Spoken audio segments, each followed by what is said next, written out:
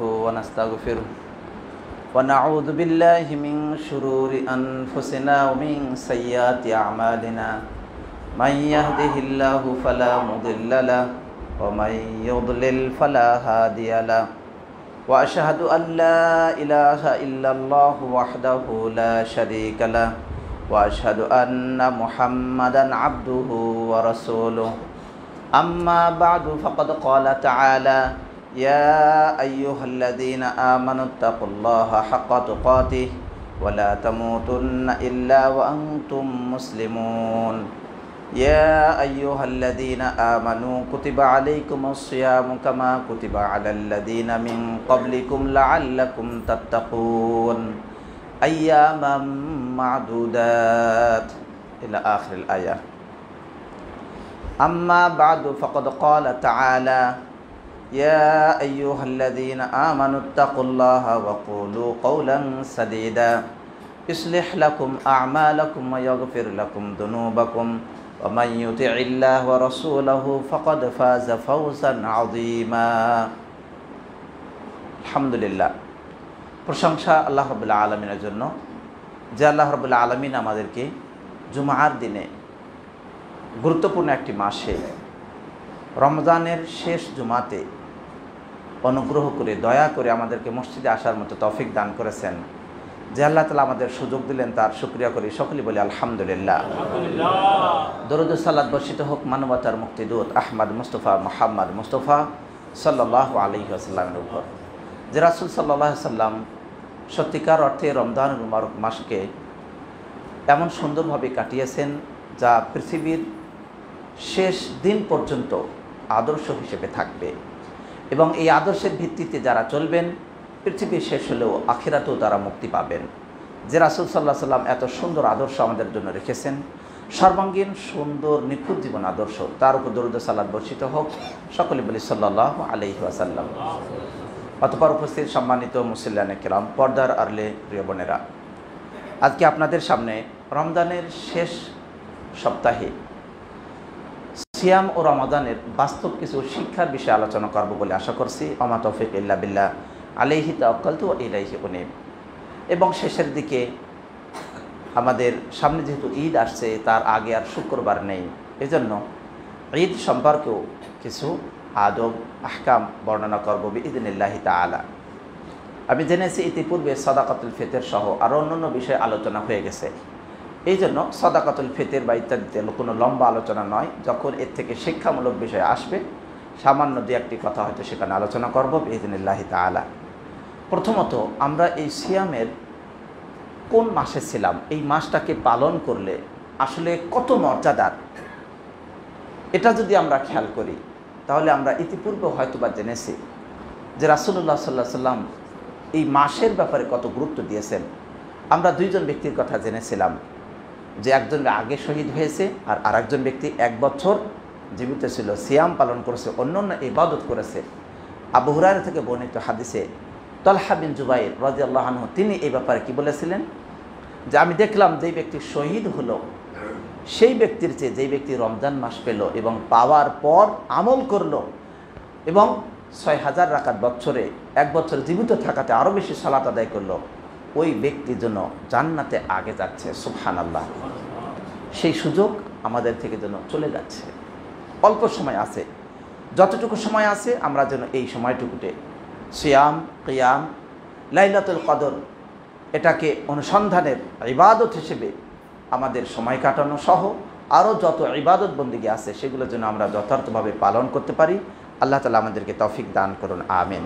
তিনি ভাই বন্ধুরা, আসলে রমজান মাস এবং এই রমজানের সিয়াম এর সম্পর্কে আলোচনা যদি করা যায় যে এ থেকে আমরা কি শিক্ষা পাই, তাহলে আমরা দেখতে পাব এই শিক্ষার দিক থেকে খেয়াল করলে রমজানুল মুবারক মাস এবং এর সিয়াম এটি একটি মাদ্রাসার চেয়ে কোনো অংশে কম না, বরং শুধু মাদ্রাসা না, বরং যদি বলি একটি ইসলামী ইউনিভার্সিটি, এটা বললেও রমজানের শিক্ষার দিক থেকে যেন কম হয়ে যাবে।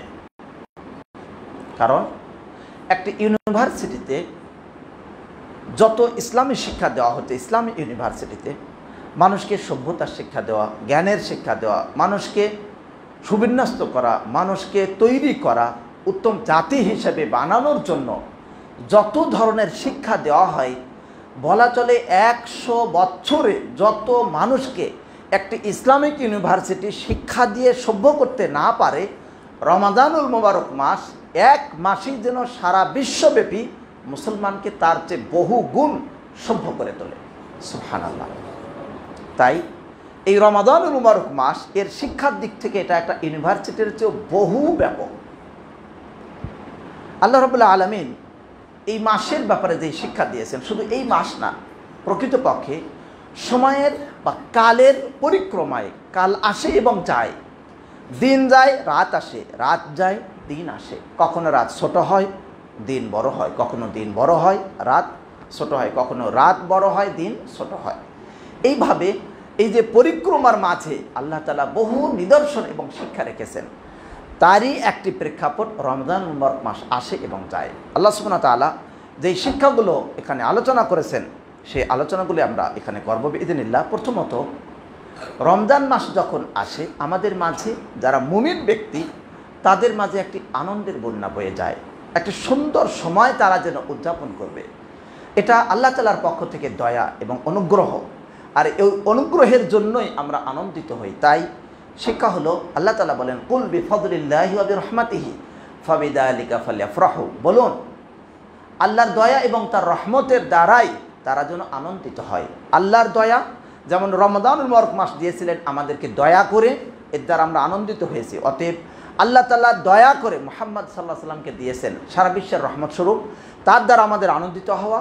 আল্লাহ তাআলা দয়া করে ইসলাম দিয়েছেন, এর মাধ্যমেও আমাদের আনন্দিত হওয়া, এবং যত ধরনের ভালো কাজ আমরা করতে পারি তার দ্বারা আনন্দিত হওয়ার শিক্ষা দেয় এই রমাদানুল মোবারক মাস। দ্বিতীয় নম্বর শিক্ষা, আল্লাহ তাআলা বলেন, ইউকাল্লিবুল্লাহুল লাইলা ওয়ান নাহার ইন্না ফি যালিকা লাইব্রাতাল লিউলিল আবসার, নিশ্চয়ই আল্লাহ তাআলা দিন এবং রাতকে পরিবর্তন করেন, আর এর মাঝে রয়েছে চক্ষুষ্মান, যারা অন্তর্দৃষ্টি যাদের রয়েছে তাদের জন্য রয়েছে শিক্ষা। দিনের পরিক্রমায় রমজান মাস আসলো এবং প্রায় গেল। এই পর্যায়ে এই যে দিন আসে আবার চলে যায়, রাত আসে আবার রাত চলে যায়, এর মাঝে শিক্ষা রয়েছে। যাদের দূরদৃষ্টি রয়েছে, যারা জ্ঞানবান, তাদের জন্য শিক্ষা। কি শিক্ষা? এক নম্বর শিক্ষা, যে এই যে পরিবর্ধন করে কে? আল্লাহ।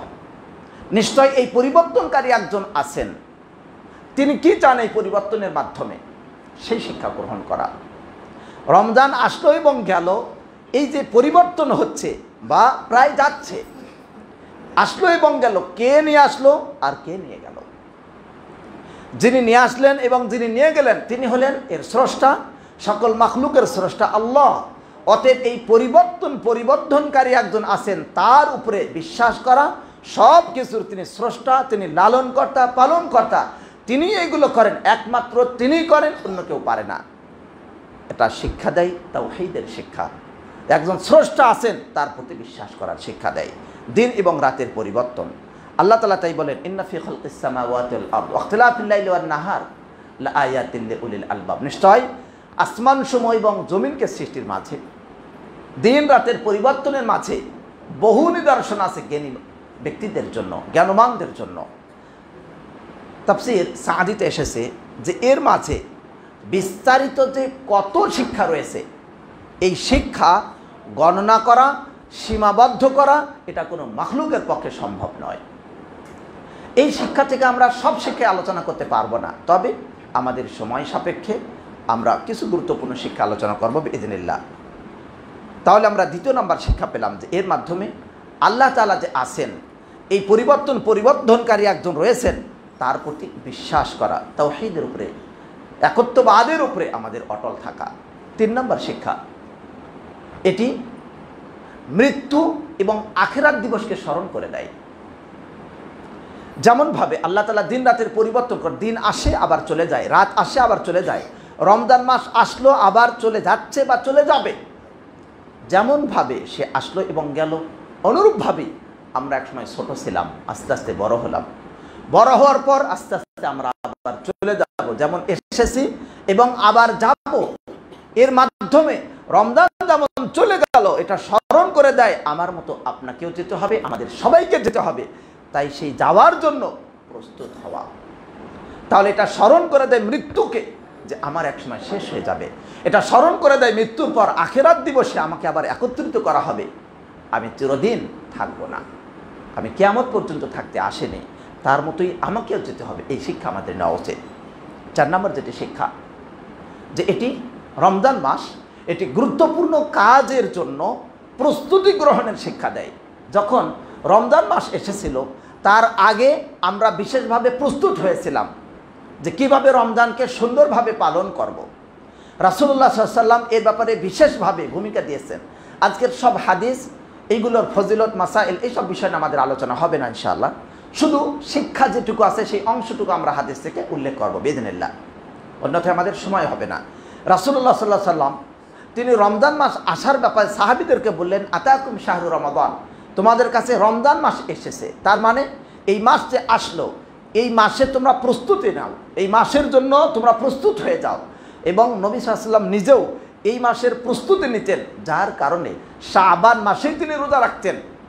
যেন রমজান মাসে রোজা রাখতে তার অনুশীলনটা শাবান মাসেই হয়ে যায়। তাই রমজান এটি গুরুত্বপূর্ণ ইবাদত, এই ইবাদত যেন মিস না হয়, এটা যেন ছুটে না যায়, এজন্য শাবান মাসিক প্রস্তুতির ব্যবস্থা এটা আমাদের শিক্ষা দেয়।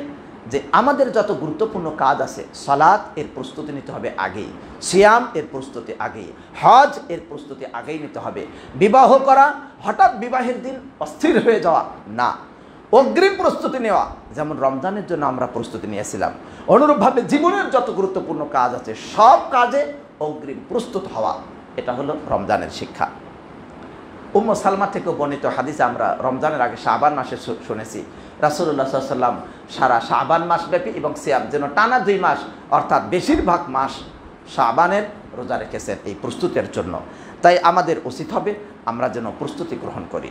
রাসূলুল্লাহ সাল্লাল্লাহু আলাইহি ওয়াসাল্লাম নারী পুরুষ উভয়কেই প্রস্তুতির সুযোগ করে দিয়েছেন, কারণ শাবান মাসে রাসূলুল্লাহ সাল্লাল্লাহু আলাইহি ওয়াসাল্লাম রোজা রাখতেন, ফলে তার স্ত্রীগণ যাদের সিয়ামে রমাদানের রোজা বাকি ছিল, সিয়ামে রমাদান তত রমজানের রোজা যাদের গত বছরে বাকি ছিল, তারা আগে না পারলেও অন্তত এই সময়ে আদায় করে নিতে পারতেন। তাই আমাদেরও প্রয়োজন হবে যে জীবনের যত কাজ আছে সেই কাজের জন্য যথার্থভাবে প্রস্তুতি নেওয়া। এখান থেকে গুরুত্বপূর্ণ প্রস্তুত হলো আখিরাতের জন্য প্রস্তুতি নেওয়া। আমি যে চলে যাব, যাওয়ার জন্য আমার ইবাদত বন্দেগী কতটুকু আমি অর্জন করতে পারলাম, অথচ এই রমজান যেমন চলে যাচ্ছে আমাদের জীবন শেষ হবে। আল্লাহ তাআলা বলেন, ইকতারাবা লিন-নাসি হিসাবুহুম ওয়া হুম ফি গাফলাতিন মুরিদুন, মানুষের হিসাবের সময় নিকটবর্তী হয়ে গেছে অথচ তারা গাফেল, তারা অমনোযোগী, উদাসীন, মুখ ফিরে নিচ্ছে, খবর নেই। এই রমজানের শেষ দশকে মানুষ তাদের উচিত হলো যে যতদূর সম্ভব এই সময়টাকে যেন অবহেলায় না কাটে সেই দিকে খেয়াল করা। যেমন কোনো ব্যক্তি যদি প্রতিযোগিতা করে, তাহলে যখন সেই ব্যক্তি দেখবে যে প্রতিযোগিতার শেষ পর্যায়ে এসেছে আর একটু বাকি আছে, তখন কি সে ঢিল দিবে, অবহেলা করবে, নাকি আরও জোরে সোরে অগ্রগামী হওয়ার জন্য চেষ্টা করবে? অনুরূপ রমজান মাসের শেষ মুহূর্তে আমরা এসেছি, এই সময় আমাদের সফল হওয়ার জন্য যতটুকু সময় সর্বোচ্চ চেষ্টা করে অগ্রগামী হওয়া, এবং আল্লাহর হিসাব আল্লাহ আমাদের নেবেন সেই সময় কাছে এসেছে, তাই আমাদেরকে সেজন্য প্রস্তুতি গ্রহণ করা। 5 নম্বর যেটি শিক্ষা, এই রমজান আমাদেরকে শিক্ষা দেয় কল্যাণকর কাজে অন্যকে জানিয়ে দেওয়া। যেটা ভালো কাজ আমি যেমন করব অন্যকেও জানাবো যে ভাই এই কাজটি ভালো, আপনিও করুন। রাসূলুল্লাহ সাল্লাল্লাহু আলাইহি ওয়াসাল্লাম বললেন, আতাকুম শাহরু রমাদান, রমজানুল মুবারক মাস এসেছে, এটা কল্যাণকর মাস, এই মাসে কল্যাণমুখী হও, অগ্রগামী হও। তিনি নিজে যেমন প্রস্তুতি নিয়েছেন, অন্য সাহাবীদেরকেও জানিয়েছেন, তারাও যেন কল্যাণকে অন্যকে জানিয়ে দেয়।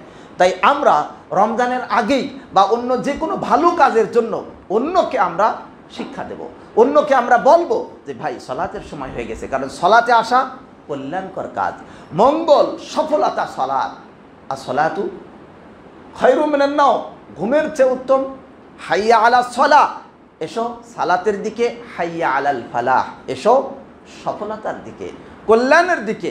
যেহেতু এটা কল্যাণ, যেহেতু এটা উত্তম, অতএব সালাত। অনুরূপভাবে যত ইবাদত আছে সব ইবাদতে অন্য ভাইকেও ডেকে নেওয়া, তাকেও সংবাদ দেওয়া, মাহফিল হয়, মাজলিস হয়, হালাকা ইত্যাদি যা আছে, শুধু একাই আসবো তা না, অন্যকেও আহ্বান জানাবো, যেহেতু এটা কল্যাণের কাজ। 6 নম্বর যেটি শিক্ষা, এটি হেদায়েতের জন্য চেষ্টা করতে শিক্ষা দেয়। আমরা যেন হেদায়েত অন্বেষণের চেষ্টা করি। কিভাবে? আল্লাহ রাব্বুল আলামিন বললেন, শাহরু রমাদান আল্লাযী উনজিলা ফীহিল কুরআন হুদাল লিন-নাস, মানুষের হেদায়েতের জন্য। রমজান মাসে আল্লাহ কোরআন নাজিল করেছেন হেদায়েতের জন্য। আমরা যদি চুপচাপ বসে থাকি তাহলে হেদায়েত পাওয়া সম্ভব নয়। হেদায়েতের জন্য আপনাকে চেষ্টা করতে হবে। ওয়া আল্লাইসা লিল ইনসানি ইল্লা মা সাআ, মানুষ যা চেষ্টা করে তার বাইরে তাকে দেওয়া হয় না, যতটুকু চেষ্টা ততটুকু পায়। ওয়া আন্না সা'য়াহু সাওফা ইউরা, আর শীঘ্রই তার চেষ্টার প্রতিফল, কর্মফল তাকে দেখানো হবে। সুম্মা ইরসাহুল জাযাআল আওফা, অতঃপর তাকে পূর্ণ প্রতিদান দেওয়া হবে। সুতরাং আমাদেরকে চেষ্টা করা। আল্লাহ তাআলা তাই বলেন, ওয়াল্লাযীনা জাহাদু ফীনা লানাহদিয়ান্নাহুম সুবুলানা, যারা চেষ্টা করে, পরিশ্রম করে আল্লাহর পথে থাকতে, আমি তাদেরকে আমার পথসমূহ দেখিয়ে দিই। সুতরাং চেষ্টা করা যাতে করে আমরা অগ্রগামী হই। 7 নম্বর যেটি শিক্ষা, কল্যাণের কামে অগ্রগামী হওয়াতে বিশেষভাবে নবী সাল্লাল্লাহু আলাইহি ওয়াসাল্লাম কর্তৃক হাদিস দ্বারা প্রমাণ দেওয়া। হাদিসে এসেছে, রাসূলুল্লাহ সাল্লাল্লাহু আলাইহি ওয়াসাল্লাম বলে, ইয়া বাগিল খায়র আকবিল, হে কল্যাণকামী তুমি অগ্রগামী হও। অর্থাৎ আপনি ভালো কাজ করছেন বটে, এখানে থেমে যাওয়া নয়, বরং আরও বেশি করা। আপনি রমজান মাসে বা অন্য মাসে আপনি হয়তো সালাত আদায় করতেন, ফরজটুকু সুন্নাত করতেন, বাস। কিন্তু এই মাসে আপনি তারাবি পড়লেন, অর্থাৎ নফল সিয়াম পালন করলেন, নফল ইবাদত করলেন, নফল সালাত আদায় করলেন। এরপর আবার নফল সিয়াম আসবে, সেটিও আপনি পালন করুন। শুধু তাই না, আপনি যদি ফরজ এবং সুন্নাত পড়ে থাকেন তাহলে আপনি নফলমুখী হন। যদি আপনি নফল 4 রাকাত পড়ে থাকেন, ভবিষ্যতে আরও বেশি করে পড়ুন। নফল সালাত পড়েন, নফল সিয়াম আদায় করুন। অনুরূপভাবে যত কাজ আছে আরও অগ্রগামী হন। আমি এখন এই পর্যায়ে, আপনি আরও আগান। এইভাবে আগানোর শিক্ষা দেয়। তাই রাসূলুল্লাহ সাল্লাল্লাহু আলাইহি ওয়াসাল্লাম বললেন যে প্রতি রাত্রি দিনে ফেরেশতা এসে বলে, ইয়া বাগিল খায়র আকবিল, হে কল্যাণকামী অগ্রগামী হও। ইয়া বাগিল শার আকসির, তাহলে শিক্ষা দেয় খারাপ থেকে পিছনে থাকা, খারাপের কাজে না যাওয়া। যদি আমি জঘন্যতম খারাপ না করি, হয়তো ছোট কাজ করে থাকে, অনেকেই আছেন অনেক নেশা ইত্যাদি পান করে থাকেন, সেই বিষয়গুলোকেও আজই ছেড়ে দিন। অনুরূপভাবে কেউ মিথ্যা বলে, আর অন্যান্য বিষয় যেগুলো খারাপ আছে তা থেকে এখনই ক্ষান্ত হওয়া।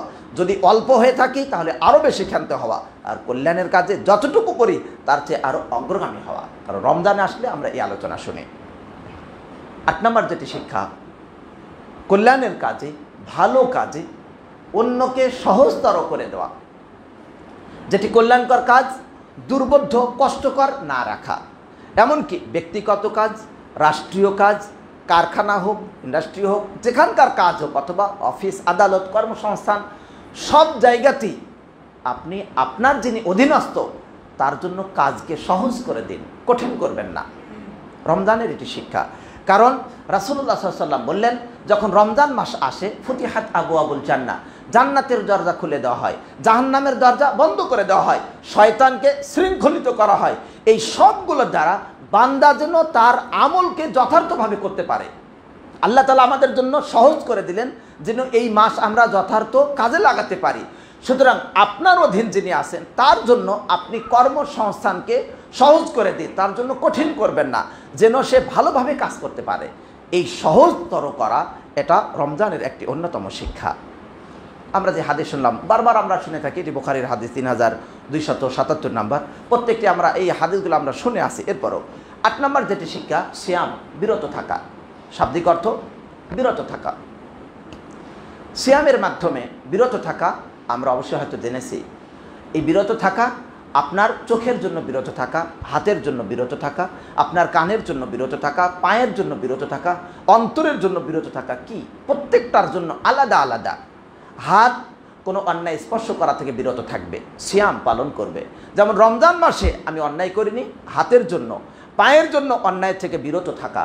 অনুরূপভাবে চোখ খারাপ কিছু দেখা থেকে বিরত থাকা, বেগানা নারীর প্রতি তাকানো থেকে বিরত থাকা, অশ্লীল বাহায়াপনা বাহিরে যেমন বিরত থাকা, অনুরূপভাবে ঘরের মাঝে একা একা নির্জনে মোবাইলের স্ক্রিনে দেখা থেকেও বিরত থাকা। এটা আপনাকে রমজান মাস শিক্ষা দিয়েছে।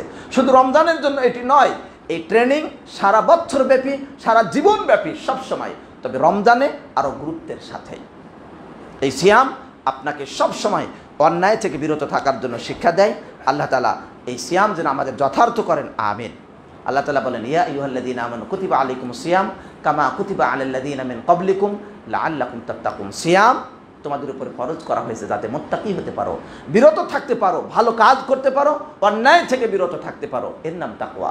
তাকওয়া, আপনি আল্লাহকে ভয় করবেন, তাকওয়ার মাধ্যমে এমনভাবে চলবেন যেন আপনি কাঁটাযুক্ত পথে চলছেন, কাঁটাকে সরিয়ে দিয়ে সুন্দরভাবে চলবেন যাতে কোনো কাঁটা আপনার গায়ে না লাগে। এইভাবে চলার নাম তাকওয়া। 10 নম্বর যেটি শিক্ষা সেটি হলো সিয়াম আপনাকে ধৈর্যের শিক্ষা দেয়। ধৈর্যের শিক্ষা দেয়। এই ধৈর্যটা 3 ভাগে বিভক্ত, 3 শ্রেণীর ধৈর্য। 1 নম্বর ধৈর্য হলো আনুগত্যের উপরে ধৈর্য। আপনি সালাত আদায় করছেন, সালাতে লম্বা কেরাত হচ্ছে, আর থাকা যাবে না, 2 রাকাত করে দৌড় দিলাম। তার মানে সালাত আদায় করা এটা তো আনুগত্য। এই আনুগত্যের উপরে আপনার ধৈর্য নেই। একটি মাহফিল, একটি আলোচনা, একটি মজলিস হচ্ছে যেখানে দিনই কথা হয়, আপনি সেই কথা শোনার পর কয়েক মিনিট শোনার পর চলে যাচ্ছেন, কারণ আপনার ধৈর্য নেই। এই ইবাদতটা মাহফিলের অনুষ্ঠানে, মাহফিলে বসে যে শিক্ষা আপনি পাবেন, এই শিক্ষার শেষ পর্যন্ত থাকা আল্লাহর সন্তুষ্টির জন্য এটা ইবাদত। এমনকি এর জন্য আল্লাহর রহমত আসে, ফেরেশতা আসে, তাদের উপরে ঢেকে নেয়, এমনকি আল্লাহ তাআলা তাদেরকে ক্ষমা করে দেন। এই বিশাল নিয়ামত আপনি সেখানে থাকতে পারেন না, আপনি চলে যান, তার মানে ধৈর্য নেই। সুতরাং 1 নাম্বার ধৈর্য হলো আনুগত্যের উপরে ধৈর্য ধারণ করা, যাতে করে আনুগত্যের উপরে অবিচল থাকতে পারে, ছেড়ে দিয়ে না যায়। 2 নাম্বার, যেমন এখান থেকে রমজানে আমরা কিভাবে পেলাম, যেমন সালাতুত তারাবিহ পড়ি আমরা 1 মাস ব্যাপী, ইশার সালাত, সুন্নাত, এরপর তারাবির সালাত, বেতের শেষ পর্যন্ত আদায় করে যাই, লম্বা টাইম ধৈর্য ধরে ইবাদত করি। এটা প্রতিদিন করার ফলে আমাদেরকে শিক্ষা দেয় যত কল্যাণকর কাজ আছে সেই কল্যাণকর কাজে এইভাবেই অবিচল থাকা, এটা একটা ট্রেনিং মাত্র। অন্যদিকে পাপ কাজ থেকে ধৈর্য ধারণ করা, অর্থাৎ অশ্লীলতা, বেহায়াপনা, যত ধরনের অন্যায় আছে সেই অন্যায় কাজগুলোতে না যাওয়া, সেখান থেকে দূরে থাকা এবং সেই কাজে যাব না এমন প্রতিজ্ঞার উপরে অটল থাকা, এটার নাম হলো পাপ থেকে ধৈর্য ধারণ করা। আরেকটি ধৈর্য রয়েছে বিপদ আপদ মুসিবত আসলে সেই সময় ধৈর্য ধারণ করা। অনেক সময় ইবাদত করি ভালো, অন্যায় কাজ করি না বটে, কিন্তু হঠাৎ একটা প্রেক্ষাপট আসলো, সেই প্রেক্ষাপটে নিজেকে আর কন্ট্রোল করতে পারি না। এমন আছেন অনেক বিজ্ঞ ব্যক্তি, অনেক জ্ঞানী ব্যক্তি, যখন রেগে যায় তার পূর্বের সকল সফলতা নষ্ট করে ফেলে এক মুহূর্তের মাঝে। এই সফলতা যেন নষ্ট না হয়, সৌন্দর্য যেন বিভৎস না হয়, সেজন্য রাসূলুল্লাহ সাল্লাল্লাহু আলাইহি ওয়াসাল্লাম স্পষ্ট করে একাধিকবার বললেন, লা তাগদাব, রাগ করো না, লা তাগদাব, রাগ করো না। অনুরূপভাবে আমরা রমজান থেকে, এই বিপদ থেকে, মুসিবত থেকে কিভাবে শিক্ষা পাই? ধরে নিন আপনি সাহারির সময় উঠবেন, উঠে সাহারি খাবেন, কিন্তু কোনো কারণবশত ঘুম গভীর হয়ে গেল, আপনি টের পেলেন না। এবার আপনি কি করবেন? অটোমেটিক আপনি জানবেন রমজানের সিয়াম ফরজ, আমার আর খাওয়ার সুযোগ নেই, আমি না খেয়ে রোজা রাখবো। এমন আমাদের অনেকেরই হয়। তাহলে এই যে একটি ছোট্ট একটি বিপদ, এই বিপদে আপনি যেমনভাবে ধৈর্য ধারণ করলেন, এটা আপনাকে শিক্ষা দেয় এমন ধৈর্য আপনি অন্য জায়গাতেও বিপদে পড়লে পারবেন, এটা আপনার শিক্ষা। তাই আমাদের উচিত হবে বিপদ আপদে ধৈর্য ধারণ করা, যা আমরা রমজানের এই ধরনের ছোটোখাটো বিপদ থেকেও শিক্ষা নেই। আল্লাহ রাব্বুল আলামিন এমন বিপদ আপদ, আনুগত্যে, অশ্লীলতা, বেহায়াপনা থেকে দূরে থাকা ইত্যাদির মাধ্যমে যারা ধৈর্য ধারণ করে, সকল ধৈর্যের প্রতিদান আল্লাহ তাআলা দিবেন বেহিসাবি। আল্লাহ তাআলা তাই বলেন, ইন্নামা ইউওয়াফাস সাবিরুনা আজরাহুম বিগাইরি হিসাব। যারা ধৈর্য ধারণ করে তাদের প্রতিদান দেওয়া হবে বেহিসাবি। সুবহানাল্লাহ। 11 নম্বর যেটি শিক্ষা সেটি হলো তালিমুত তারিখ, তথা ইতিহাস শিক্ষা। রমজান মাস যখন আসে আমরা তখন বারবার এই আয়াত শুনি, যাতে আল্লাহ তাআলা বলেছেন, কামা কুতিবা আলাল্লাযীনা মিন ক্বাবলিকুম, যেমন তোমাদের পূর্ববর্তীদের উপরে ফরজ করা হয়েছে। তাহলে পূর্ববর্তীদের ইতিহাস আমাদের জানা উচিত। এটা ইঙ্গিত করে যে আমরা যেন পূর্ববর্তীদের ইতিহাস জানি, তারা কোন কাজের দ্বারা তারা উন্নত হয়েছে, কোন কাজের মাধ্যমে তারা আল্লাহর নৈকট্য অর্জন করেছে এবং কোন কাজের মাধ্যমে তারা খারাপ হয়েছে, আল্লাহর ক্রোধ তাদের উপরে এসেছে। সেই বিষয়গুলো জেনে ভালো কাজটাকে যেন আমরা গ্রহণ করি আর অন্যায় থেকে যেন আমরা সাবধান থাকি, যাতে করে তাদের মতো বিপদ আমাদের উপরে না আসে। অতএব এটাও আমাদের শিক্ষা। 12 নম্বর যেটি শিক্ষা সেটি হলো অশ্লীল বেহায়াপনা থেকে সম্পূর্ণরূপে পরিত্যাগ করা। মিথ্যা বলা, গীবত, পরচর্চা, পরনিন্দা, মুসলিমকে গালি দেওয়া, অন্যের দোষ ত্রুটিকে একে অপরের সাথে লাগিয়ে দেওয়া, সুদ, ঘুষ, মদ, জুয়া, মুনাফাখুরি ইত্যাদি যত ধরনের অন্যায় আছে, এতিমের মাল ভক্ষণ করা ইত্যাদি, এই অন্যায়গুলো থেকে বিরত থাকা। কারণ রাসূলুল্লাহ সাল্লাল্লাহু আলাইহি ওয়াসাল্লাম এক কথাই বলেছেন, যে ব্যক্তি মিথ্যা কথা, মিথ্যা কাজকে ছেড়ে দিল না, তার রোজায় আল্লাহ তাআলার কাছে কোনো প্রয়োজন নেই। এই হাদিস আমরা বারবার শুনেছি, কিন্তু শিক্ষা হলো সারা বছর ব্যাপী যেন আমরা অন্যায় কাজ থেকে বিরত থাকি। আর অন্যায় যত আছে পূর্বে বলেছি, সেখান থেকে আমরা যেন ক্ষান্ত হই। 12 নম্বর যেটি শিক্ষা, আত্মাকে কন্ট্রোল করা, আত্মশুদ্ধি অর্জন করা। রমজানে কিভাবে? রমজান মাসে আমরা যেমন অশ্লীল বেহাপনা ছেড়ে দেই, তার মাঝে অন্যতম কন্ট্রোলিং ঝগড়া বিবাদ প্রত্যাখ্যান করি। কেউ যদি বলে, বিবাদ লাগে, ঝগড়া করতে আসে, তাহলে রোজাদার বলে থাকে, ইন্নী সাইম, আমি তোমার সাথে বিবাদ করব না, আমি ঝগড়া করতে পারবো না, আমি বিরত থাকব, আমি সিয়াম রেখেছি, অতএব আমি ঝগড়ায় যাব না। এটা যেমন রমজানের শিক্ষা, এটা আপনাকে কন্ট্রোল করতে, নিজেকে আয়ত্ত করতে শিক্ষা দেয়। সুতরাং এর দ্বারা নিজেকে যেমন আয়ত্ত করা, ঝগড়া বিবাদকে পরিত্যাগ করা, অন্যদিকে বিতর্ককে এড়িয়ে চলা এবং অন্যকে ক্ষমা করে দেওয়া। রাসূলুল্লাহ সাল্লাল্লাহু আলাইহি ওয়াসাল্লাম তাই বলেন, যদি তোমাদের কাউকে কেউ গালি দেয়, তাহলে সেজন্য বলে যে আমি সিয়াম রেখেছি, আমি রোজাদার। হাদিসে বুখারী মুসলিমের, বুখারী 1904, মুসলিম 1151 নম্বর হাদিস। অতএব এখান থেকে প্রমাণ হয় যে রমজান মাসের শিক্ষা আমাদেরকে কন্ট্রোল করতে শেখায়। 2 নম্বর, রাগকে কন্ট্রোল করার ক্ষেত্রে রাসূলুল্লাহ সাল্লাল্লাহু আলাইহি ওয়াসাল্লাম তিনি যেমন পূর্বের হাদিসে উল্লেখ করেছেন, আল্লাহ রাব্বুল আলামিন বলেছেন, ওয়াল কাযিমিনাল গায়যা ওয়াল আফিনা আনিন নাস, যারা রাগকে কন্ট্রোল করে, রাগকে চুষে খায়, রাগকে দমন করতে পারে এবং মানুষকে ক্ষমা করে, আল্লাহ তাআলা ইহসানকারী মুহসিনদেরকে ভালোবাসেন। তার মানে হলো যারা এই কাজগুলো করে তারা হলো মুহসিন, আর আল্লাহ এদের ভালোবাসেন। তাই রমজান মাস যেমন আমাকে আপনাকে বিরত থাকতে শিক্ষা দেয়, আগামীর জন্য তাই। এমনকি রাসূলুল্লাহ সাল্লাল্লাহু আলাইহি ওয়াসাল্লাম বলেছেন, লাইসা শাদীদু বিসুরআ, আসার মেরে উল্টে ফেলানোর মাঝে বীরত্ব নেই। ইন্নামা শাদীদুল্লাযী ইয়ামলিকু নাফসাহু ইনদাল গযব, বরং প্রকৃত বীর সেই যে রাগের সময় নিজেকে কন্ট্রোল করতে পারে। আপনি দেখুন, আমাদের রাষ্ট্রীয় ব্যবস্থাপনায় অনেক দিক থেকে আলহামদুলিল্লাহ এখন উন্নত হচ্ছে। আল্লাহ তাআলার কাছে দোয়া করি, আল্লাহ রাব্বুল আলামিন যেন এই উন্নয়নকে স্থায়ী করেন বলে আমিন, এবং আমাদের দেশের স্থিতিশীলতা দান করেন আমিন। পার্শ্ববর্তী দেশে আমাদের জন্য কতই না রাগের বা উদ্রেক করা হচ্ছে, কত ক্রোধের উদ্রেক করছে তারা, কত ধরনের প্রোপাগান্ডা চলছে, কিন্তু এতে যদি আমরা রেগে গিয়ে বহুত রকমের কিছু করি, তাহলে পরিণতি সুন্দর নয়। বরং নিজেকে কন্ট্রোল করে সঠিক সিদ্ধান্ত নিয়ে এমনভাবে কর্মের মাধ্যমে তার জবাব দেওয়া, যাতে কোনো শব্দ হবে না, কিন্তু দেশ হবে উন্নত। যেই কাজটি আল্লাহ রাব্বুল আলামিনের ইচ্ছায় আমাদের অনেকটাই চলছে। আজকে আজকালকালে রাস্তা ফাঁকা, যেমনি অনেক জায়গাতে অনেক রকমের সুযোগ সুবিধা হচ্ছে। আল্লাহ তাআলার কাছে দোয়া করি, আল্লাহ যেন আমাদের সকলকে সত্যিকার অর্থে নিজেকে কন্ট্রোল করে ব্যক্তিকেন্দ্রিক, পরিবার কেন্দ্রিক, সমাজ কেন্দ্রিক সব ক্ষেত্রে যেন উন্নয়নের অগ্রযাত্রায় এগিয়ে নেওয়ার তৌফিক দান করেন আমিন। 13 নম্বর যেটি শিক্ষা, আল ইখলাস, একমাত্র আল্লাহর জন্য সব ইবাদত হবে। রমজান মাসের সেটি অন্যতম শিক্ষা। শিরক মুক্ত ইবাদত হতে হবে সারা দিনব্যাপী, সারা জীবনব্যাপী। কারণ সম্পূর্ণ সিয়াম আপনি পালন করলেন, যদি এই সিয়ামটা মানুষকে দেখানোর জন্য হয়, সওয়াব হবে না। সিয়ামের শর্ত হলো ঈমান থাকতে হবে, আল্লাহর কাছে সওয়াবের আশা থাকতে হবে। আমার এলাকার, আমার সমাজের সকলেই সিয়াম পালন করে, আমি যুবক হয়েছি, যদি সিয়াম পালন না করি, আমার বাবাও বকা দিবে, আমার মা বকা দিবে, আমার এলাকার মানুষ খারাপ বলে, আর রমজান মাসে খাওয়ার মতো কোনো সুযোগ নেই, দোকানপাট বন্ধ, কি করার, রোজা থাকে।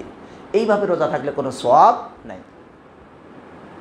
ঈমানের সওয়াবের আশায় মান সামা রমাদানা ঈমানান ওয়া ইহতিসাবান, আল্লাহ তাআলার কাছে কিছু পাবো, আল্লাহর জন্য সিয়াম পালন করা, অন্য কারোর জন্য নয়, দেখানোর জন্য নয়। তাই প্রত্যেকটা কাজ এখান থেকে আপনাকে শিক্ষা নিতে হবে যে প্রতিটি কাজ হতে হবে একমাত্র আল্লাহর জন্য, যাতে কোনো শিরক থাকবে না, যাতে কোনো বিদআত থাকবে না, যাতে আল্লাহ ছাড়া অন্য কোনো চাওয়া পাওয়া কিচ্ছু থাকবে না। অতএব আপনার সদাকা, আপনার দান, আপনার ওয়াজ, আপনার নসিহত, আপনার অন্যকে পরামর্শ দেওয়া, আপনাকে আপনার অন্যর কোনো অন্যায় থেকে কাউকে বিরত রাখা, সব কিছুই যেন হয় একমাত্র আল্লাহর জন্য। কুল ইন্না সলাতি ওয়া নুসুকি ওয়া মাহইয়া ওয়া মামাতি লিল্লাহি রাব্বিল আলামিন। সিয়ামে এই শিক্ষার কি আছে? আস-সাওমু লি ওয়া আনা আজজি বিহি। সিয়াম একমাত্র আমার জন্য এবং আমি এর প্রতিদান দেব। অতএব সিয়াম শিক্ষা দেয় সকল কাজ যেন একমাত্র আল্লাহর জন্য হয়। সিয়াম এর 14 নম্বর যেটি শিক্ষা সেটি হলো সদাকার শিক্ষা দেয়। সিয়াম আসলে আপনাকে সদাকার প্রতি উদ্বুদ্ধ করা হয়।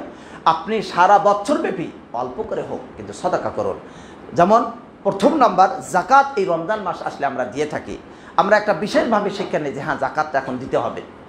তো এর মানে এই নয় যে রমজান মাসে আপনি দিতে পারলেন না আর নয়, বরং জাকাতের ক্ষেত্রে আসল হলো আপনার যেই সময় জাকাত বছর পূর্ণ হবে তখনই দেওয়া। অনেক সময় আমরা হয়তো বিলম্ব করে রমজানে দেই, এটা সঠিক না, বরং সঠিক হলো কি যখন হয়ে যাবে তখনই দেওয়া। তবে কারো যদি এমন হয় যে রমজানের পরে তার জাকাত ফরজ হবে শাওয়াল মাসে, 1 বছর পূর্ণ হবে, তাহলে সেই ক্ষেত্রে সে যদি অগ্রিম রমজান মাসে দেয় তাহলে সে উত্তম কাজ করলো। তো অনুরূপভাবে অন্যান্য সময় রাসূলুল্লাহ সাল্লাল্লাহু আলাইহি ওয়াসাল্লাম রমজান মাসে এমন দান করতেন যেন ঝড়ের গতির চেয়েও দ্রুত গতিতে এত বেশি দান করতেন। তাহলে এটা আমাদের শিক্ষা দেয় দান করতে। আর এই দান রাসূলুল্লাহ সাল্লাল্লাহু আলাইহি ওয়াসাল্লাম অন্য সময়ও করতেন, কিন্তু রমজান মাসে যেন আরও প্রবল বেগে। তাহলে এখান থেকে প্রমাণ হয় যে তিনি শুধু রমজানে দান করতেন না, বরং সব সময়ই দান করতেন। রাসূলুল্লাহ সাল্লাল্লাহু আলাইহি ওয়াসাল্লামের কাছে কেউ চাইলে তিনি ফেরত দিতেন না। অন্যদিকে রাসূলুল্লাহ সাল্লাল্লাহু আলাইহি ওয়াসাল্লাম বলেন, আমার কাছে যদি 2টি স্বর্ণের পাহাড় থাকতো তাহলে 3 দিন অতিক্রম করার সুযোগ ছিল না, তবে এতটুকু রেখে দিতাম যতটুকু আমার ঋণ আছে ঋণ পরিশোধের জন্য। তাহলে রাসূলুল্লাহ সাল্লাল্লাহু আলাইহি ওয়াসাল্লাম অর্থনৈতিকভাবে অনেক ধনী ছিলেন না, কিন্তু তার মনটা ছিল অনেক বড়। আর তিনি এটাই বলেছেন, আল গিনা গিনান নাফস, প্রকৃত ধনী যার অন্তর ধনী। যার অন্তর ধনী সে প্রকৃত ধনী। বহু যার আছে আর অনেক চায় সে কখনোই ধনী নয়, বরং সে অভাবী, সে মুখাপেক্ষী। তাই এটি আমাদেরকে শিক্ষা দেয় আমরা দান সাদাকার জন্য। অনুরূপভাবে রমজান মাস এটি আমাদেরকে হজের প্রস্তুতির শিক্ষা দেয়। যেটি হজের প্রস্তুতির শিক্ষা দেয় কিভাবে? রমজান মাস যখন আসে তখন আমরা আলোচনা শুনি, উমরাতুন ফি রমাদান তাআদিলু হাজ্জাতান আও হাজ্জাতান মাই। রমজান মাসে একটি উমরা করা হজের সমান সওয়াব, বা রাসূলুল্লাহ সাল্লাল্লাহু আলাইহি ওয়াসাল্লাম বললেন আমার সাথে হজ করার সমান সওয়াব। আপনি যখন উমরা করলেন রমজান মাসে, আপনার ভিতরে একটি ব্যাকুলতা কাজ করবে, আপনার ভিতরে একটি আকাঙ্ক্ষা হবে, হে আল্লাহ আপনি আমাকে হজ করারও তৌফিক দান করুন, যেন আমি রমজানের পরে হজের প্রস্তুতি নিতে পারি। সেই চিন্তা চেতনা আপনাকে এই রমজান সুন্দরভাবে ইঙ্গিত করে যায়। তাই রমজান মাস হজের প্রস্তুতির মাস। যারা হজ করব এখন থেকে আমরা যেন রমজানের পরের থেকে শুরু হয়ে যাবে হজের মাস, আমরা এই সময় চেষ্টা করব হজের যে শিক্ষাগুলো আছে, যারা যাওয়ার জন্য হয়তো প্রতিজ্ঞাবদ্ধ অথবা লিখিত করেছি, তারা যেন এর শিক্ষা এবং এর জন্য কিভাবে আদায় করতে হবে ব্যাপক প্রস্তুতি যেন আমরা গ্রহণ করি, ইলমান ও আমালান, জ্ঞানগত দিক থেকে এবং আমলগত দিক থেকে। এরপর হয়তো সিরিয়াল অনেক সময় ছুটে যাচ্ছে, 17 নম্বর যেটি আছে আল আহমিয়াতুল ওয়াক্ত, সময়ের গুরুত্ব দেওয়া। সময়ের গুরুত্ব, রমজান মাস এটি কিভাবে সময়ের গুরুত্ব দেয় আপনি যদি খেয়াল করেন যে রমজান মাসে একজন ব্যক্তি যথা সময়ে রেডি, সাহারির জন্য আর মাত্র 5 মিনিট আছে, এই 5 মিনিট আমি অতিক্রম করতে দেব না, আমি 4 মিনিটে সমাপ্ত করে দেবো, কারণ আজান হয়ে যেতে পারে, যে করেই হোক আমাকে তার আগে শেষ করতে হবে সাহারি খাওয়া। অনুরূপভাবে ইফতারের আগে আমি যেখানেই থাকি প্রয়োজনে আমাকে গাড়ি চেঞ্জ করে হলেও আমি বাসায় গিয়ে ইফতার করবো, যথাসময় ইফতার করব। অথবা যেখানেই ইফতার করি সেই ইফতারটা যথাসময় করি, ওয়াহিদু 5 মিনিট 10 মিনিট এরকম কোনো সুযোগ রাখি না, যেটি হাদিস থেকে প্রমাণিত। রাসূলুল্লাহ সাল্লাল্লাহু আলাইহি ওয়াসাল্লাম তাই বললেন, এই উম্মত ততদিন পর্যন্ত কল্যাণের উপরে থাকবে যতদিন ইফতার যথাসময় করবে। রাষ্ট্রীয়ভাবে ইফতার যথাসময়ে করার জন্য যেহেতু ব্যবস্থাপনা গ্রহণ করা হয়েছে, এই জন্য রাষ্ট্রে যারা দায়িত্বে রয়েছেন সকলকে আন্তরিকভাবে অভিনন্দন জানাই, সকলের জন্য দোয়া করি আল্লাহ রাব্বুল আলামিন তাদেরকে এমন ইফতারের ব্যবস্থা আজীবন সুন্দর, সহি এবং হাদিস পন্থায় রাখার তৌফিক দান করুন, আমিন।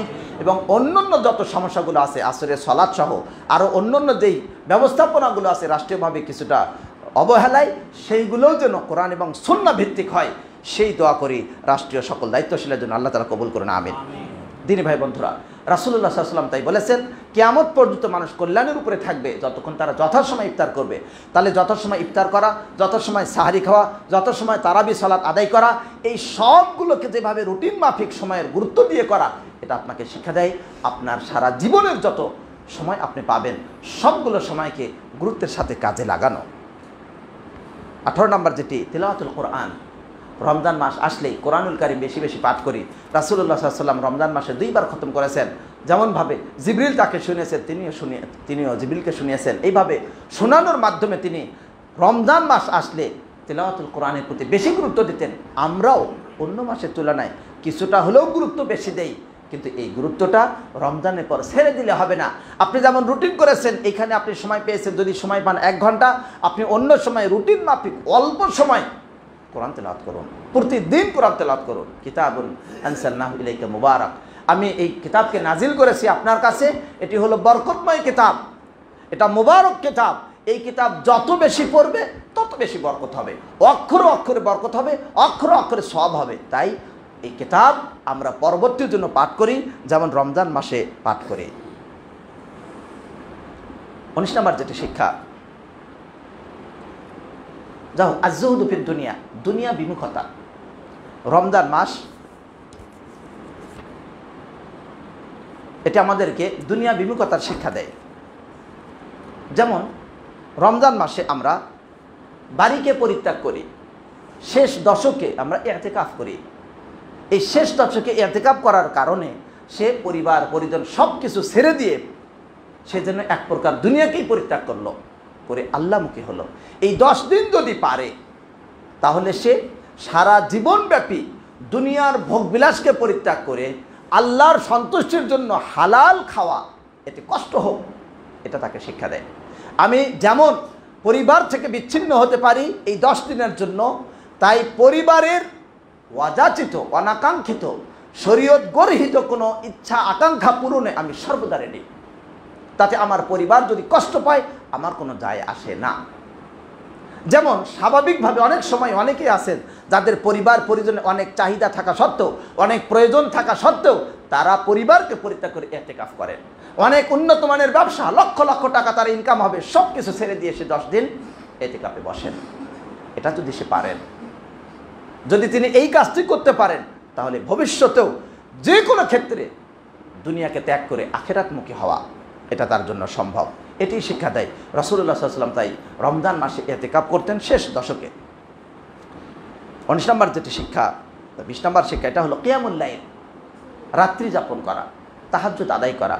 রাত্রিতে 2 রাকাত সালাত আদায় করুন। আপনি রমজান মাসে 8 রাকাত তারাবি পড়লেন, বিতির পড়লেন, অনেকে আবার শেষ রাত্রিতে হয়তো তাহাজ্জুদ আদায় করেন। এত যদি করা যায় তাহলে অন্য মাসে কেন মাত্র 2 রাকাত তাহাজ্জুদ পড়া যায় না, 4 রাকাত তাহাজ্জুদ পড়া যায় না, 6 রাকাত বা 8 রাকাত পূর্ণরূপে তাহাজ্জুদ? এটা অসম্ভব কিছু না। সুতরাং রাসূলুল্লাহ সাল্লাল্লাহু আলাইহি ওয়াসাল্লাম তাই বলেন, মান কামা রমাদানা ঈমানান ওয়া ইহতিসাবা, মান কামা লাইলাতুল কদরি ঈমানান ওয়া ইহতিসাবা, যে ব্যক্তি রমজান কিয়াম করে, লাইলাতুল কদরের কিয়াম করে ঈমান এবং সওয়াবের আশায়, আল্লাহ তাআলা ক্ষমা করে দেন। তাহলে এই কাজটির মাধ্যমে অন্য মাসেও আমরা কিয়ামুল লাইল করতে পারি। 21 নম্বর যেটি কল্যাণকর কাজ, মর্যাদার কাজ, সম্মানের কাজকে বিশেষ চেষ্টা করে অন্বেষণ করা।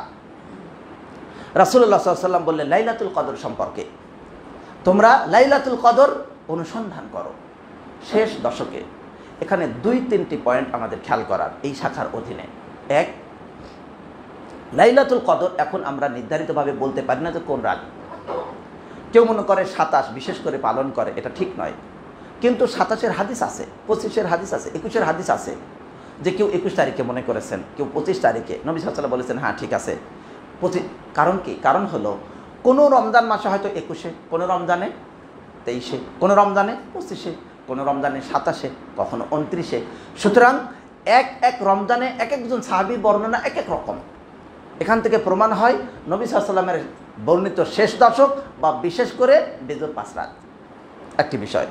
2 নম্বর বিষয়, যে রমজান মাসে আমরা এগুলো খুঁজি। এখানে এই যে লাইলাতুল কদর, কদর মানে মর্যাদা, লাইলাতুল মানে রাত্রি, মর্যাদার রাত্রি। এই মর্যাদা কে দিলেন? আল্লাহ সুবহানাহু ওয়া তাআলা। অতএব আল্লাহ তাআলা মর্যাদা দাতা, এই বিশ্বাস করা। 2 নম্বর শিক্ষা, যে রমজানুল মুবারক মাসকে যেই আল্লাহ তাআলা এত মর্যাদা দিলেন, এই মর্যাদা আছে আল্লাহর কাছে। অতএব আমি অন্যের মর্যাদা দেখে হিংসা না করে আল্লাহর কাছে মর্যাদা চাই, যে আল্লাহ আমাকে সম্মানিত করুন, আমাকে মর্যাদায় রাখুন, আমার রিজিক বাড়িয়ে দিন। আপনি যেমনভাবে সম্মানিত করেছেন লাইলাতুল কদরকে, যেমনভাবে সম্মানিত করেছেন রমজানকে, এই রমজানুল মুবারক মাস যারা পালন করে সঠিকভাবে তাদেরকে যেমন মর্যাদা দিয়েছেন, তাই আমাকেও মর্যাদা দান করুন। অতএব এই লাইলাতুল কদর এটা যেমন আল্লাহ তাআলা অন্য মাসের মধ্যে শ্রেষ্ঠত্ব দিয়েছেন, মানুষকেও আল্লাহ তাআলা শ্রেষ্ঠত্ব দান করেন। আল্লাহু ফাদ্দালা বা'দাকুম আলা বা'দিন ফির রিজক। আল্লাহ রাব্বুল আলামিন তোমাদের একে অপরকে রিজিকে শ্রেষ্ঠত্ব দিয়েছেন। অতএব এই শ্রেষ্ঠত্ব দেওয়ার মালিক আল্লাহ। অতএব আমি যেন অন্য কাউরে মর্যাদা দেখে, পদ পদবী সম্মান মর্যাদা ইত্যাদি দেখে যেন আমি হিংসা না করি, বরং আমি যেন মনে রাখি এই মর্যাদা দেওয়ার মালিক আল্লাহ তাআলা, আমি তার কাছে চাই, তিনি মর্যাদা দান করেন। এরপরে যেটি 22 নম্বর শিক্ষা, সেটা হলো দোয়া শিক্ষা। রমজান মাস আপনাকে আমাকে দোয়া শিক্ষা দেয়। রমজানের যেই আয়াতগুলো আছে, আগে বলেছি সবগুলো আয়াত আমাদের বলার মতো সময় নেই। রমজানের সিরিয়ালে 10-12টি বা 5-7টি আয়াত যেগুলো আছে, এই আয়াতের মাঝে অন্যতম একটি আয়াত, ওয়া ইযা সাআলাকা ইবাদি আন্নী ফাইন্নী করিব। বান্দা যখন আমার কাছে চায় আমি নিকটেই।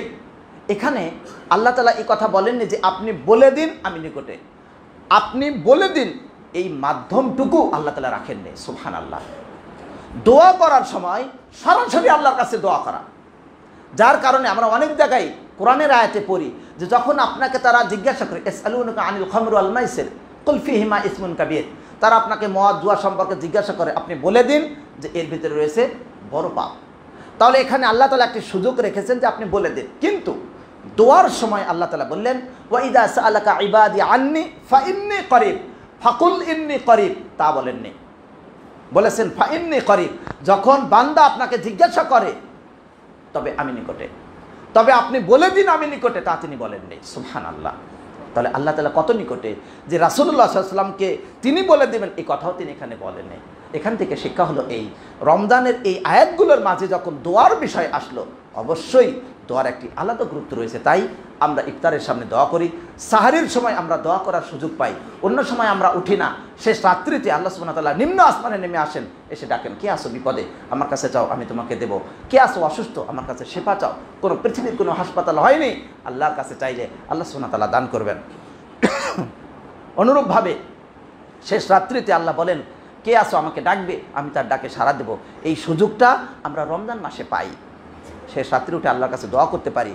অন্য মাসের জন্য শেষ রাত্রি উঠে আল্লাহর কাছে দোয়া করি, সর্বদাই যেন আল্লাহর কাছে দোয়া করি, এই শিক্ষা রয়েছে রমজান মাসের।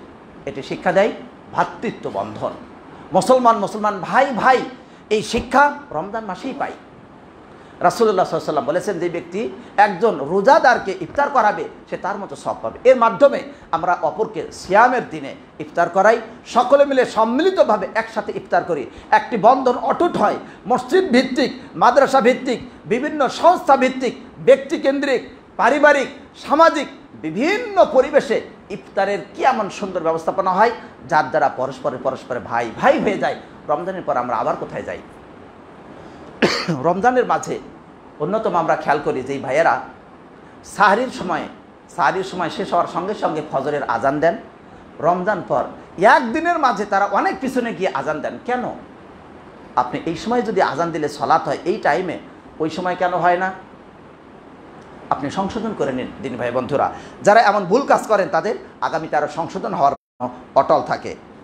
23 নম্বর যেটি রাসূলুল্লাহ সাল্লাল্লাহু আলাইহি ওয়াসাল্লাম শিক্ষা দিচ্ছেন তা হলো এই, যে রাসূলুল্লাহ সাল্লাল্লাহু আলাইহি ওয়াসাল্লামের অনুসরণ করা এবং ইহুদ খ্রিস্টানদের বিপরীত করা, এটা রমজানের শিক্ষা। কিভাবে?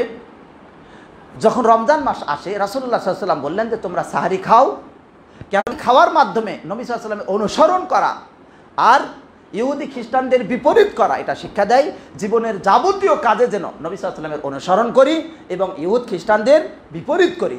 আজকে যে ইহুদি এবং খ্রিস্টান আমাদের মুসলিম ভাইদেরকে নিধন করছে, তাদেরকে হত্যা করছে, তাদেরকে জ্বালাও পোড়াও করছে, তাদের উপরে অন্যায় অত্যাচার করছে, আল্লাহ রাব্বুল আলামিন সেই সকল অমুসলিম ইহুদ খ্রিস্টানদের তার করুণায় হেদায়েত দান করুন, অন্যথায় তাদেরকে ধ্বংস করে দিন। আমিন। এবং আমাদের মুসলিম নির্যাতিত ভাই বোনদের সহ সারা বিশ্বের সকল মুসলমানকে আমাদেরকেও আল্লাহ তাআলা নিরাপত্তা দান করুন। আমিন। 24 নম্বর যেটি শিক্ষা সেটা হলো, কোনো কাজ যদি করতে গিয়ে ত্রুটি হয়ে যায়, ভুল হয়ে যায়, তাহলে সেই কাজটা সংশোধনের সুযোগ দেওয়া। আপনার কোনো কাজ করতে আপনার অধীনস্থ ভুল করে ফেলছে, একটু সবর করুন এবং তাকে একটু সুযোগ দিন যে এটা এইভাবে করে ঠিক করো। কারণ রমজান থেকে শিক্ষা এইভাবে যে রাসূলুল্লাহ সাল্লাল্লাহু আলাইহি ওয়াসাল্লাম বললেন, কোনো ব্যক্তি যেই ব্যক্তি সিয়াম পালন করলো সেজন্য সাদাকাতুল ফিতর তার জন্য ফরজ, এই সাদাকাতুল ফিতর দেওয়ার মাধ্যমে তার সিয়ামের যদি কোনো ত্রুটি হয়ে থাকে তো আল্লাহ রাব্বুল আলামিন সেটাকে পূর্ণ করে দিবেন। সুবহানাল্লাহ বিহামদি সুবহানাল্লাহিল আযীম। অনুরূপভাবে আমাদের কোনো কর্মক্ষেত্রে কোনো ব্যক্তি যদি আমার অধীনস্থ ভুল করে থাকে, তাহলে সেই ভুল করলে তাকে একটি সুযোগ দেওয়া, যাতে করে সে সেই ভুলটাকে সংশোধন করতে পারে। এই সুযোগ আমরা রমজান থেকে শিক্ষা পাই। সাদাকাতুল ফিতর আমরা আলোচনা শুনেছি, তার মাঝেও জানি যে এটা ফরজ এবং এটা ছোট বড় সকলকেই দিতে হবে, ধনী গরিব দাস মুক্ত সকলের জন্য। একটি প্রশ্ন হতে পারে কেন সকলের জন্য? যাতে করে সকল ব্যক্তি দান করার যে কি মর্যাদা এটা কিছু না কিছু পায়। সুবহানাল্লাহ বিহামদিহি সুবহানাল্লাহিল আযীম। আর এটি অবশ্যই এক সা পরিমাণ হতে হবে, যেটা 2.5 থেকে 3 কিলো। 3 কিলো করে দিলে, বেশি হলে আল্লাহ তাআলা সওয়াব দান করবেন আলাদা দানের। তাছাড়া সাদাকাতুল ফিতর আদায় হয়ে যাবে। যেহেতু এই বিষয়ে পূর্ণ সময় চলে গেছে বা এই বিষয়ে আলোচনা হয়ে গেছে, তাই আর লম্বা করতে চাই না। তবে একটি দুটি পয়েন্ট বলতে চাই। সাদাকাতুল ফিতর সর্বোত্তম হলো ঈদের দিন সকাল থেকে ঈদের মাঠে যাওয়ার আগে, এই সময়ের মাঝে দেওয়া সবচেয়ে উত্তম। তার চেয়ে একটু কম উত্তম হলো চাঁদ ওঠা থেকে শুরু করে মাঠে যাওয়ার আগ পর্যন্ত। তার চেয়ে আরেকটু কম উত্তম তথা জায়েজ যে 1-2 দিন আগে দিয়ে দেওয়া। ঈদের আগেই সাদাকাতুল ফিতর দেওয়া, এবং সেটা যেন আমরা অর্থ দিয়ে নয়, বরং আমরা সেটার জন্য খাদ্যদ্রব্য দিয়ে দিই। এ ব্যাপারে নবী সাল্লাল্লাহু আলাইহি ওয়াসাল্লাম যেটা আদর্শ সেটা ফলো করা। কারণ কেউ যদি এর বিপরীত করে, ফালিহযারিল্লাযিনা ইখালিফুনা আন আমরিহি আন তুসিবাহুম ফিতনাতুন আও ইউসিবাহুম আযাবুন আলীম, যারা এর বিপরীত করবে তাদের সাবধান হওয়া দরকার যে আল্লাহ রাব্বুল আলামিন তাদের উপরে কোনো বিপদ অথবা কোনো ফিতনা দিয়ে দিতে পারেন যদি বিপরীত করে। 25 নম্বর যেটি শিক্ষা, দাওয়াতি কাজে উৎসাহ দেওয়া এবং ভয় দেখানো। নবী সাল্লাল্লাহু আলাইহি ওয়াসাল্লাম বললেন প্রতি রাত্রিতে আল্লাহ তাআলা মুক্ত করে দেন অনেককে। আবার বললেন যেই ব্যক্তি রমজান মাস পেল এবং গুনাহ মাফ করে নিতে পারল না তার জন্য দুর্ভোগ। তো নবী সাল্লাল্লাহু আলাইহি ওয়াসাল্লাম বললেন আমিন। এই দুই হাদিসকে সমন্বয় করে বোঝা যায় দাওয়াত দিতে হবে, একদিকে উৎসাহ দিতে হবে, ভিন্নতা করলে অন্যায় করলে তাকে ভয় এবং সাবধানও করে দিতে হবে, এভাবে দাওয়াত দিতে হয়। অনুরূপভাবে কাজ যখন পূর্ণ হয়ে যাবে, সেই কাজ পূর্ণ হলে আনন্দিত হওয়া এবং আল্লাহর জন্য শুকরিয়া করা। যেমন রাসূলুল্লাহ সাল্লাল্লাহু আলাইহি ওয়াসাল্লাম বললেন যে রমজান যে ব্যক্তি রোজা পালন করে তার দুইটা আনন্দের বিষয়, একটা হলো সিয়াম প্রতিদিনের যখন পূর্ণ হয়, আর একটি হলো যখন পূর্ণ মাসের সিয়াম পূর্ণ হয়। এরপরে 27 নম্বর যেটি, দিনের উপরে অটল থাকা। রমজান মাসের পরেও আমরা দিনের উপরে অটল থাকব, পরবর্তী শাওয়ালের সিয়ামটা পালন করব। আল্লাহ রাব্বুল আলামিন আমাদের সকলকে সত্যিকার অর্থে সিয়ামের এই শিক্ষাগুলো গ্রহণ করার তৌফিক দান করুন, আমিন। আদা সাল্লাল্লাহু নবিনা মুহাম্মদ ওয়া আলিহি ওয়া সাহবিহি আজমাইন। আলহামদুলিল্লাহ আলহামদুলিল্লাহ কাফা ওয়া সালামুন আলা ইবাদিহিল্লাযিনা ইসতাফা, আম্মা বাদ। দিনী ভাই বন্ধুরা, এই যে এতগুলো শিক্ষা রমজান মাসের পরে পরে সিয়াম পালন করা, এই সবগুলো মিলে আল্লাহর জন্য শুকরিয়ার শিক্ষা দেয়। আর এই সবগুলো শিক্ষা এক কথায় আল্লাহ তাআলা বলেছেন লাআল্লাকুম তাত্তাকুন, যাতে তোমরা মুত্তাকি হতে পারো। তাকওয়ার মাঝে এই সবগুলোই বিদ্যমান। তাকওয়া হলে সে সচেতন, তাকওয়া থাকলে সে আল্লাহ ভীরু, তাকওয়া থাকলে সে সময়ের প্রতি গুরুত্ব দিবে, তাকওয়া থাকলে সে আল্লাহর পথে দান করবে, যাবতীয় কাজগুলো তাকওয়া তাকে উদ্বুদ্ধ করে। তাই আমরা যেন তাকওয়া অবলম্বন করতে পারি। এরপরে আমরা, আমাদের সময় শেষ, আমি কয়েকটি ছোট ছোট পয়েন্ট বলবো শুধু। এই ঈদের সময় যাওয়ার জন্য প্রথমত রমজান মাসের চাঁদ দেখে দিনকে পূর্ণ করা বা চাঁদ দেখে সিয়াম পরিত্যাগ করা। এরপরে রমজান মাসের শেষে যখন আমরা চাঁদ দেখব তখন থেকে তাকবীরে তাহরিমা, তাকবীর পাঠ করা, আল্লাহু আকবার আল্লাহু আকবার লা ইলাহা ইল্লাল্লাহ আল্লাহু আকবার লিল্লাহিল হামদ, এবং শেষ হবে ঈদের সলাতের সমাপ্তির দ্বারা। এর দ্বারা আমাদের আনন্দিত হওয়া এবং ঈদের দিনে গোসল করা, পরিষ্কার পরিচ্ছন্ন হওয়া এবং সুন্দর কাপড় পরিধান করা সুন্নাত। ঈদের দিনে সকালবেলা ঈদ উল ফিতরে নাস্তা খাওয়া বা বিশেষ করে খেজুর দ্বারা খেজুর খেয়ে যাওয়া, নবী সাল্লাল্লাহু আলাইহি ওয়াসাল্লাম বেজোর খেজুর খেতেন, সেটা খাওয়া, এবং যাওয়ার সময় এক পথে এবং আসার সময় আর এক পথে। কারণ কি, হিকমাত হলো এই, যাতে দুই পথ তার জন্য সাক্ষ্য দেয়। কিয়ামতের দিন যেদিন জমিন সাক্ষ্য দেবে সেদিন যেন দুই পথ তার জন্য শিক্ষা দেয়। এর দ্বারা ইসলামের একটি সৌন্দর্য প্রকাশ পায়, ইসলামের প্রকৃতি প্রকাশ পায়। এর দ্বারা প্রকৃতপক্ষে উভয় রাস্তার আত্মীয় স্বজনের সাথে দেখা সাক্ষাৎ হবে, তাদের জিয়ারা হবে, এবং এর দ্বারা মুনাফিকরা রাগান্বিত হবে। দুই পথেই তাদের সাথে দেখা হবে, তাই জন্য তারা রাগান্বিত হবে। এছাড়া সলাৎটা হবে ঈদের সলাৎ খুতবা ছাড়া, মানে আগে হবে সলাৎ পরে হবে খুতবা, যেমন রাসূলুল্লাহ সাল্লাল্লাহু আলাইহি ওয়াসাল্লাম থেকে বর্ণিত ওমর রাদিয়াল্লাহু আনহুর হাদিস। এবং এখানে আগে পরে কোনো সুন্নাত নাই। যদি মসজিদে হয় সেক্ষেত্রে তাহিয়াতুল মসজিদ পড়া যেতে পারে, আর এর আগে পরে কোনো ধরনের সুন্নাত নাই, কোনো আজানের কোনো প্রয়োজন নাই এবং কোনো একামতও চলবে না, এবং তাকবীর তাহরিমা, তাকবীরটা চলতে থাকবে, কোন পর্যন্ত? যতক্ষণ সালাত শেষ হবে তার আগ পর্যন্ত। এরপর সর্বশেষ ঈদের শেষে পরস্পরকে অভ্যর্থনা জানানো, এক্ষেত্রে তাকাব্বালাহু মিন্না ওয়া মিনকুম, তাকাব্বালাহু মিন্না ওয়া মিনকুম। এই হাদিসটি আলবানী রাহিমাহুল্লাহ বর্ণনা করেছেন এবং হাফেজ ইবনে হাজার রাহিমাহুল্লাহ বলেছেন ইসনাদুহু হাসান, অর্থাৎ সাহাবা ইকরাম এভাবে বলতেন তাকাব্বালাহু মিন্না ওয়া মিনকুম। কেউ যদি ঈদ মোবারক বলে সেটা ঠিক হবে নাকি বেদাত হবে? এবার ইবনে উসাইমিন রাহিমাহুল্লাহ বলেছেন এটা একটি সম্ভাষণ, পৃথিবীর স্বাভাবিক একটি কথাবার্তা, মানুষের এক একজন ব্যক্তিগত কথার মতো। এটা আমরা বেদাত বলবো না, তবে এটা ছেড়ে দিয়ে নবী সাল্লাল্লাহু আলাইহি ওয়াসাল্লাম যেটা সুন্নাত বা সাহাবী যেটা করেছেন তাকাব্বালাহু মিন্না ওয়া মিনকুম, এটা বলতে হবে, ঈদ মোবারক না বলাই ভালো। এ পর্যন্ত আজকের আলোচনা। আল্লাহ তাআলা আমাদের সকলকে দিনের উপরে অটল রাখুন। আমাদেরকে ঈদের আগে সকল ধরনের পটকাবাজি, অশ্লীল বেহাপনা, শেভ করা ইত্যাদি যত অন্যায় কাজ আছে, সকল ধরনের অন্যায় কাজ করা থেকে নিজেকে সৌন্দর্য করার জন্য শেভের দোকানে গিয়ে অনেক ভিড় করা, এগুলো কখনোই ঠিক না। কারণ আল্লাহ আপনাকে যে সৃষ্টিতে রেখেছেন সেভাবেই থাকুন, আপনি আল্লাহর সৃষ্টির উপরে হস্তক্ষেপ করতে যাবেন না। অন্যদিকে আমরা যেন গান বাজনা, অশ্লীল বেহাপনা থেকে দূরে থাকি, ঈদকে কেন্দ্র করে অপচয় অপব্যয় থেকে বিরত থাকি। আল্লাহ তাআলা আমাদের তৌফিক দান করুন, আমিন। ওয়া সাল্লাল্লাহু আলা নবিয়িনা মুহাম্মদ ওয়া আলিহি ওয়া সাহবিহি আজমাইন।